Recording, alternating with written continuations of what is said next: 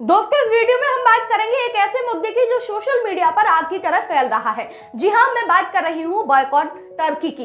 Turkey ने फिर से भारत के खिलाफ जहर उगला है और अब भारतीयों का गुस्सा 7वें आसमान पर है। दोस्तों, सोशल मीडिया पर एक ट्रेंड काफी तेजी के साथ ट्रेंड कर रहा है, वो है बॉयकॉट टर्की। और ये कोई छोटा आंदोलन नहीं, भारतीय यूजर्स एक्स पर टर्की के सामान, टर्की की एयरलाइंस और टर्की के टूरिज्म का बहिष्कार करने की मांग कर रहे हैं। क्यों? क्योंकि टर्की भारत की पीठ में छुरा घोंप रहा है और अब हम चुप नहीं रह सकते।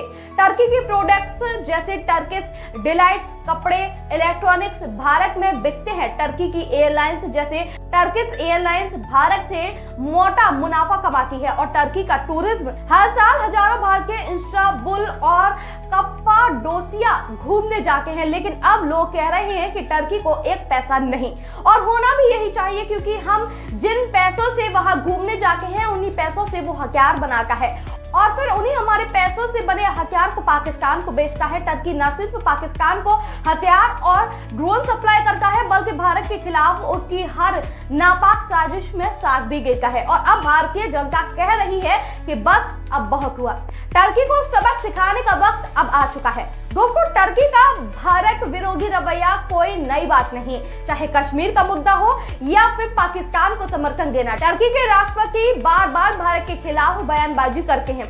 हाल ही में टर्की ने फिर से संयुक्त राष्ट्र या किसी अंतर्राष्ट्रीय मंच पर कश्मीर को लेकर भारत के खिलाफ जहर उगला। और दोस्तों, ये सिर्फ बयान नहीं, ये भारत की संप्रभुता पर हमला भी है। आइए अब थोड़ा सा इतिहास आपको बताती हूँ।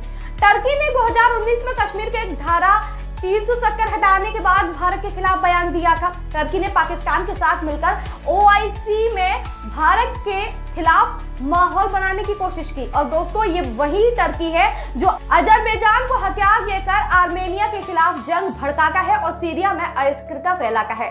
टर्की का भारत विरोधी सिर्फ कश्मीर तक सीमित नहीं है, ये भारत की बढ़ती ताकत से जलता है। भारत की मजबूती, विदेश नीति, भारत का आत्मनिर्भर रहना और टर्की को बर्दाश्त नहीं हो रहा। अब भारतीय जनता का जवाब है बॉयकॉट टर्की।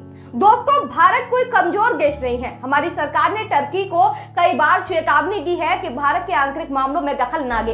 भारत ने टर्की के साथ कुछ व्यापारिक रिश्तों पर भी सख्ती दिखाई, लेकिन अब वक्त आ चुका है कि हम भारतीय जनता इस बहिष्कार को और ताकत दें। बहिष्कार कैसे करें वो आपको बताती हूँ, बहुत आसान है। टर्की के प्रोडक्ट्स को मत खरीदिए, टर्किश एयरलाइंस में सफर मत करिए, इस्तांबुल की सैर का प्लान कैंसिल करिए और भारत के खूबसूरत डेस्टिनेशन जैसे कश्मीर, केरल, राजस्थान को चुने। हर छोटा कदम टर्की की अर्थव्यवस्था को बड़ा झटका देगा। जब बलूचिस्तान की आजादी की बात उठी तो टर्की ने चुप्पी साध ली। क्यों? क्योंकि टर्की को पता है अगर उसने बलूचिस्तान के मुद्दे पर कुछ बोला तो भारत और बलूच नेता टर्की के कुर्द मुद्दे को उठा सकते हैं। जी हाँ, टर्की कुर्द लोगों पर अत्याचार करता है और ये उसका सबसे बड़ा डर है। बलूचिस्तान की आजादी की पुकार और बॉयकॉट टर्की का आंदोलन अब एक साथ गूंज रहा है। ये दिखाता है कि भारत और भारतीय जनता अब किसी भी भारत विरोधी चाहत को बर्दाश्त नहीं करेगी और उन्हें बख्शने के मूड में तो बिल्कुल नहीं है। तो दोस्तों, बॉयकॉट टर्की सिर्फ एक हैशटैग नहीं, ये भारत के आत्मसम्मान की लड़ाई है।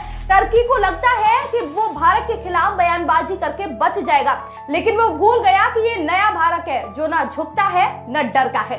हर भारतीय का एक छोटा सा कदम टर्की को घुटने पर ला सकता है। आप क्या करेंगे? टर्की के सामान का बहिष्कार करेंगे? टर्की की फ्लाइट और टूरिज्म को ना कहेंगे? आपकी राय हमें कमेंट में जरूर बताएं। और हाँ, इस मैसेज को ज्यादा से ज्यादा शेयर करें, बॉयकॉट टर्की को ट्रेंड कराएं, क्योंकि जब हम एकजुट होंगे तो कोई ताकत हमें रोक नहीं सकती है। मिलते हैं अगली वीडियो में, तब तक के लिए जय हिंद, जय भारत।